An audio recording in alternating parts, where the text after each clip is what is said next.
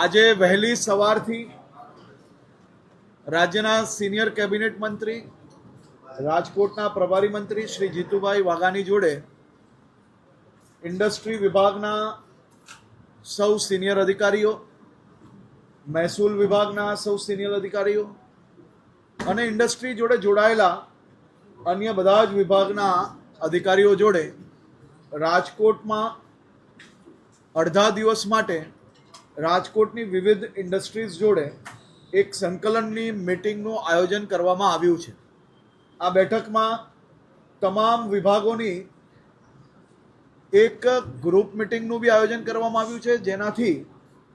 જે ઉદ્યોગકારો છે, જે એમએસએમઈ, જે નાના ઉદ્યોગકારો છે, આ બધા જ લોકોને પડતી નાની મોટી મુશ્કેલીઓ કે વધુમાં વધુ ઇન્વેસ્ટમેન્ટ કઈ રીતે ઝડપથી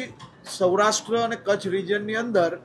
લાગુ પડી શકે તે માટે કઈ રીતે એને શું મદદની જરૂર છે તે માટેની આ બેઠકનું આયોજન કરવામાં આવ્યું હતું. આ બેઠકમાં ખાસ કરીને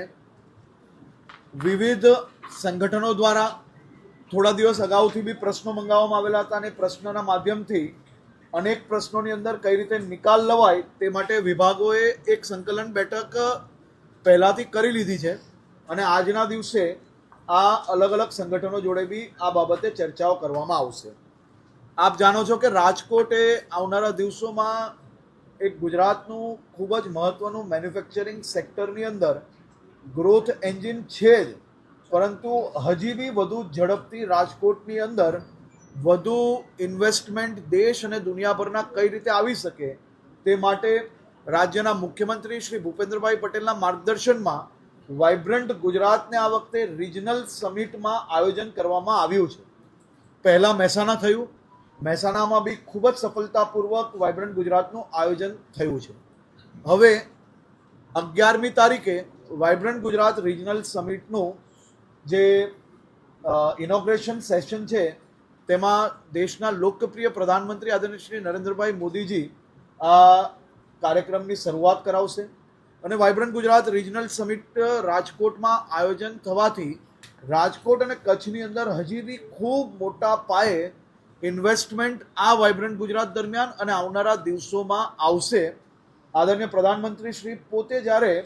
વાઇબ્રન્ટ ગુજરાત રિજનલ સમિટમાં રાજકોટ આવતા હોય તો એનાથી બી રાજકોટની અંદર મેન્યુફેક્ચરિંગ સેક્ટરમાં એક ખૂબ મોટું સ્થાન બનવા તરફ આગળ વધી રહ્યું છે. રાજકોટ પોતે જ હમણાં સુધી તમામ સેક્ટરની અંદર ખૂબ જ સારી રીતે પ્રોગ્રેસ કરી રહ્યું છે,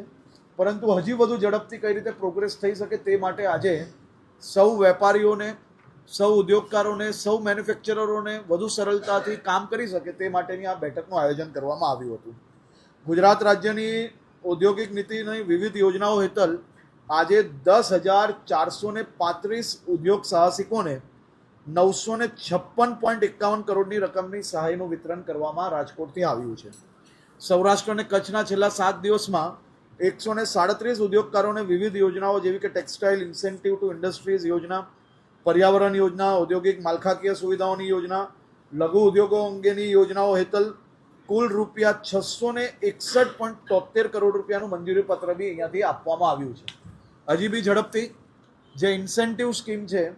એ ગુજરાત દેશમાં સૌથી ઝડપથી લોકોને ઇન્સેન્ટિવ આપવાવાળું રાજ્ય છે, પરંતુ આનાથી બી વધુ ઝડપ કઈ રીતે થઈ શકે તે માટે રાજ્યના ઇન્ડસ્ટ્રી વિભાગ દ્વારા છેલ્લા અનેક મહિનાઓથી રાત દિવસ કામગીરી ચાલુ છે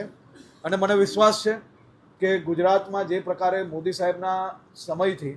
ગુજરાત દેશમાં સૌથી વધુ ઇન્વેસ્ટમેન્ટ લાવવામાં સફળતા પ્રાપ્ત કર્યું છે, આવનારા દિવસોમાં બી ગુજરાત આ જ ઝડપે અને આનાથી બી વધુ ઝડપે મુખ્યમંત્રી શ્રી ભૂપેન્દ્રભાઈ પટેલના માર્ગદર્શનમાં આખી સરકાર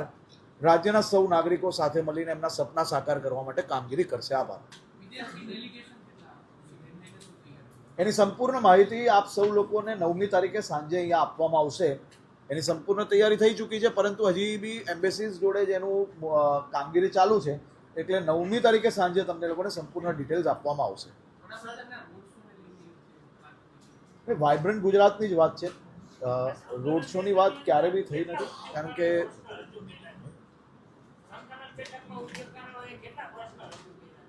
હજી પ્રશ્નની બેઠકો તમે જોયું હશે ગ્રુપ વાઇઝ હમણાં મિટિંગો છે જે સાંજ સુધી ચાલવાની છે. અને